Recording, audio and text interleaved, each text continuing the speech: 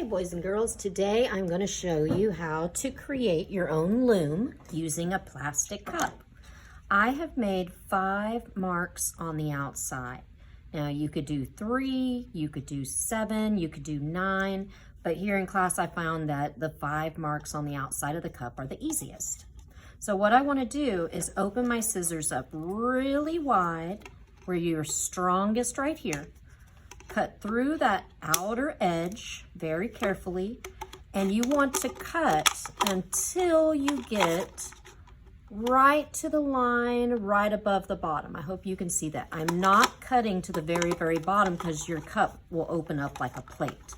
Now, depending on your scissors, if you have smaller scissors, it's the same. You still want to cut through the edge. You may want to hold it. Don't have your fingers by it. Cut through the edge and cut till you get right to that line right above the edge.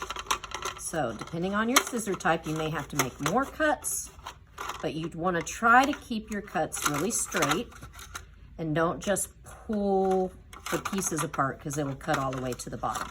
So I'm cutting through 5. I'm actually going to use, since my hands are bigger, I'm going to use my teacher scissors.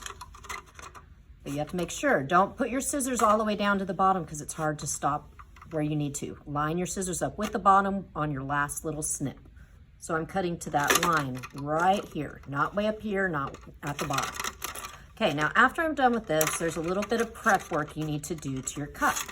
Now if you have these little pieces of plastic that are sticking out, like you can see right here, these are called slivers. If I pull it straight down towards the bottom of the cup, or I'm going to turn around this way, it's actually going to make the hole bigger. But if you pull it straight out at a 90-degree angle, they pull right out. So I kind of just check to see if I have any little jagged edges, because later on, that one is not too bad. Later on, if it bothers me, I could even cover it with a piece of tape. So if you have any really big ones, don't start all over. I can get a piece of tape and cover it, and then it'll work just fine. You can see my cup still kind of stands up because I did not cut all the way to the bottom. So the next thing I'm going to do is I'm going to get about 3 yards of yarn. Now, the yarn in class, let's just say the width of this table, the black table. So from one side to the other side, that'll be 1, 2, it's shorter than a yard, I'm sorry. It's going to be about an arm length. So if you just measure the edge of your table in the classroom,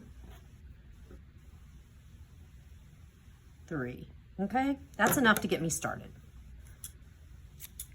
Okay, I'm going to take the very end, and I can either put it inside of one of those little slits so that it doesn't show, and just hold it there while I weave, or you can tie a knot at the end of the string. Either way is going to work fine as long as you just don't keep pulling the string. So let me show you how I would tie a knot. I would go around like a little fishy, around through the hole, and make a knot. That's going to help be a stopper. You can also do that again and have a double knot. So just don't pull too hard when you first start. Now, it's always going to be this pattern. If you are a righty, you're going to hold the cup with your left and do all the work with your right.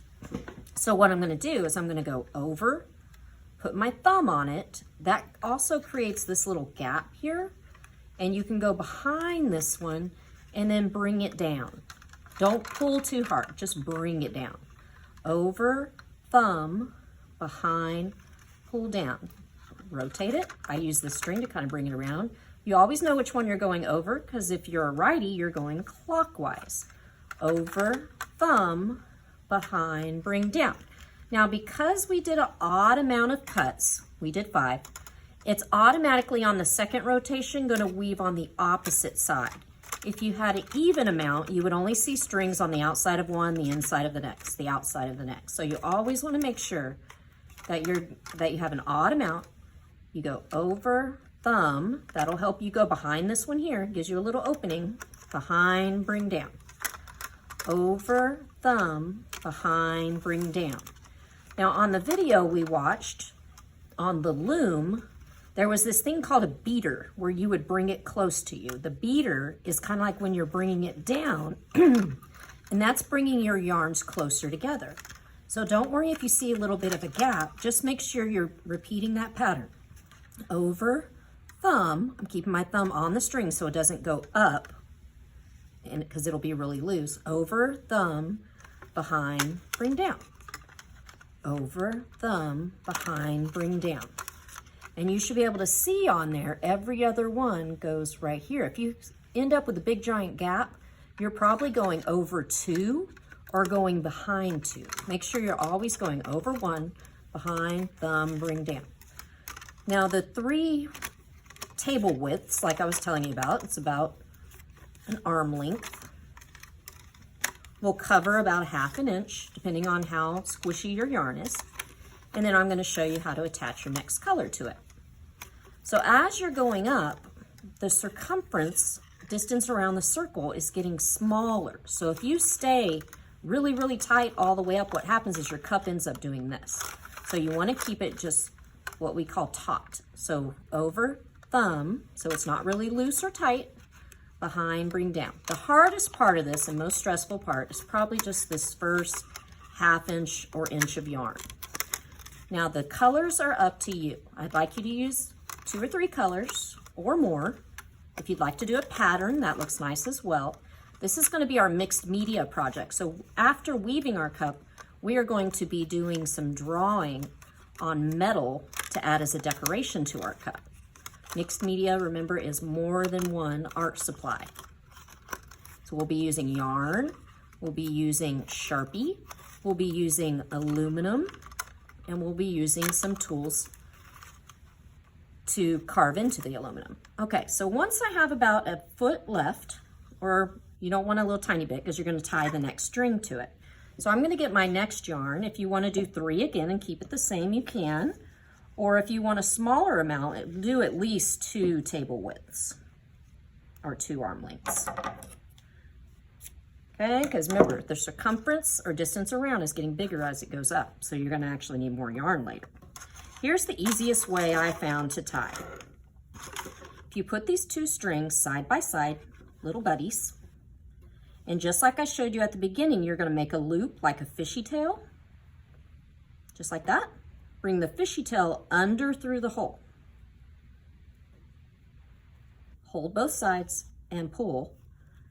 And there you've got a really strong knot that's not going to come out. I'm just going to trim that up, not too close to the knot, and I'm going to keep going. So my knot ended up on the outside, but I want it to be on the inside. If I keep going here, I'm going to see that messiness on the outside. So what I'm going to do is I'm going to take that knot, and I'm just going to bring it behind this one. I'm going to keep my fingers inside there and just kind of tuck it down. And then just don't do it very hard. Don't pull too hard. Over, thumb, behind, bring down. And you will continue this, probably take a class or 2, and then we'll work on our metal tooling design that we're going to add for embellishment, which means just to decorate. We will be weaving all the way up to the top. For some of you, I may only do 3 cuts. But for most of you, you should be able to handle 5 cuts on your cup. I wouldn't recommend more than that. Okay, I hope this is going to be a fun lesson. Most of my students have found that this is very relaxing. And I've been doing this for several years. So have fun weaving.